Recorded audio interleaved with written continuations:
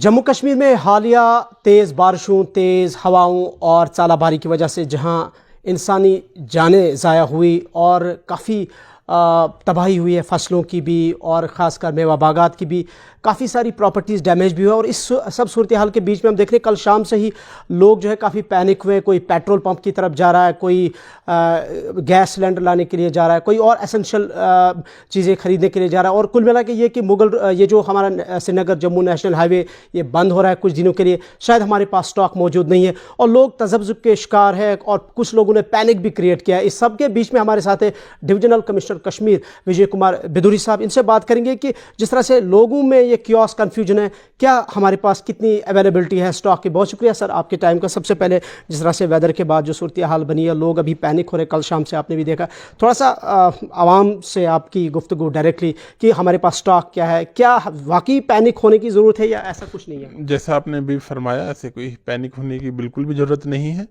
अगर मैं आपको डाटा दूं जो मेरे पास मौजूद है, अब एलपीजी के मामले में हमारे पास लगभग 17 दिन का स्टॉक ऑलरेडी अवेलेबल है।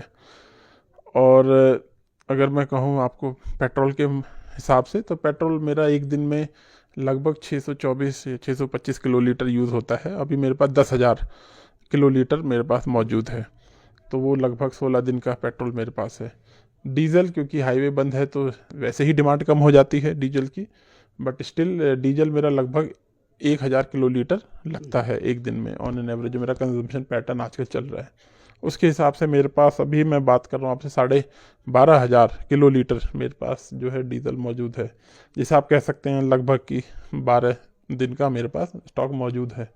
तो बाकी हम इसको मॉनिटर कर रहे हैं और फिर आपके माध्यम से, जैसे मैंने अभी कहा, होर्डिंग या लाइन में लगना या उसकी कोई आवश्यकता नहीं है। हमारे पास सफिशिएंट स्टॉक मौजूद है और कोई घबराने की बात नहीं है। जो एनएच की बात है वो अभी डिपेंडिंग ऑन वेदर कंडीशन और बाकी फैक्टर्स भी उसमें हैं, तो एट द मोस्ट 3 से 4 दिन के अंदर वो वैसे ही खुल जाना है, नॉर्मल ऑपरेशन होने स्टार्ट हो ही जाएंगे उसमें।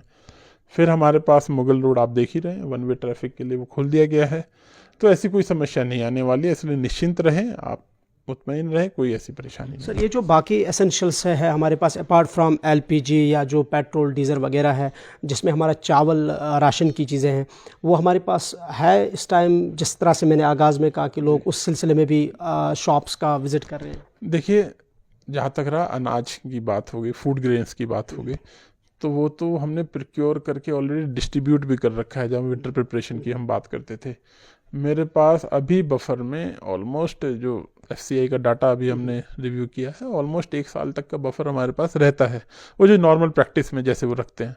तो इसलिए फूड ग्रेन के मामले में भी हमारे पास कोई समस्या नहीं है।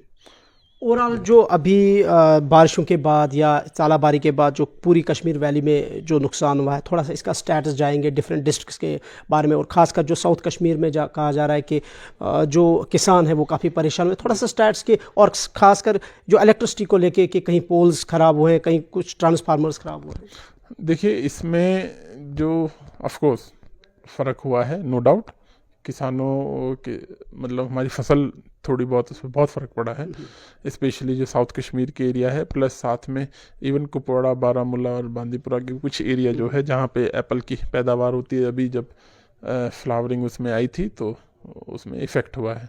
उसका जॉइंट टीम जो है असेसमेंट उसका कर रही है। मे बी इस पूरे में एक अच्छी बात ये रहे कि कम से कम कोई जान का नुकसान कहीं अभी तक हमारे पास ऐसी कोई इन्फॉर्मेशन नहीं है, और बाकी लोगों ने भी उसको सही से प्रिकॉशनरी मेजर उसमें लिए, और कोई वाइड स्प्रेड जो डैमेज हो जाए लकीली इस बार उतनी भी नहीं। हाँ, डैमेज हुई है जिसका असेसमेंट हम कर रहे हैं, पर वाइड स्प्रेड हो जाए और जिससे बहुत ज़्यादा नुकसान हो, अभी इस तरह की लकीली हमारे पास कोई ऐसी जगह जहां पावर की सप्लाई डिसरप्ट हुई हो, और अगर हुई भी है जैसे हमारे पास भी इतलात है, तो किस तरह से वहाँ रेस्टोरेशन का काम हो रहा है। रेस्टोरेशन में भी जब हम बात कर रहे हैं, इनफैक्ट मैंने जब कल भी डिस्कशन किया था, तो आजकल हम लगभग 1500 मेगावाट हमारी जो है रिक्वायरमेंट होती है।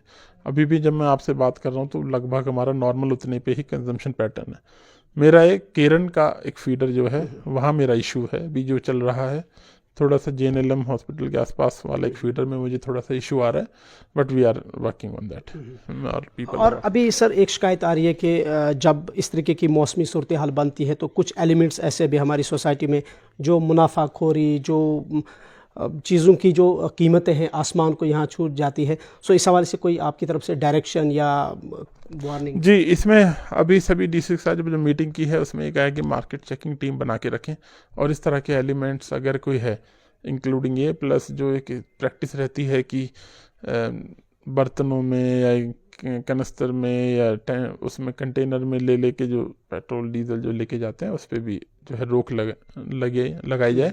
और मार्केट चेकिंग टीम को भी हमने एक्टिवेट किया है कि वो भी एक बार चेक करें और देखें, ताकि कोई भी इस तरह का गलत फ़ायदा इसका ना उठा पाए। ओवरऑल वेदर सिचुएशन को लेके जो यहाँ की जो एडमिनिस्ट्रेशन है, सिविल एडमिनिस्ट्रेशन है, सब चीज़ों को लेके ऑन टो है, हम देख रहे हैं। आवाम के लिए क्या कुछ आखिर पे आपकी मैसेज होगी? देखिए, जो ये स्पेल था वेस्टर्न डिस्टर्बेंस का, आपको पता है कि शुरू में हमारे रेन डेफिसिट बहुत ज़्यादा था। स्नोफॉल पहले हुई थी, फिर काफ़ी समय तक नहीं हुई थी, तो ठीक है, रेन हमें चाहिए थी।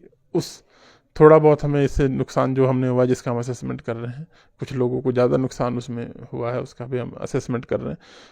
मेरी प्रोविंस में कम से कम मैं इस बात से सेटिस्फाइड हूँ कि कोई जान की कोई हानि नहीं है, बिजली रिस्टोर हो गई है, कनेक्टिविटी, रोड कोई ऐसा रोड नहीं है जिसको मैं कहूँ कि वो बंद है। जैसे गुरेज है वो भी इवनिंग तक खुल जाएगा, कुपवाड़ा के रोड अभी खुले हुए हैं ऑलरेडी, मुगल रोड आप देख ही रहे हैं वो खुल रहा है, SSG रोड भी चल रहा था, अभी ये जो है मे बी कल तक जो है ये खुल जाएगा, ठीक है।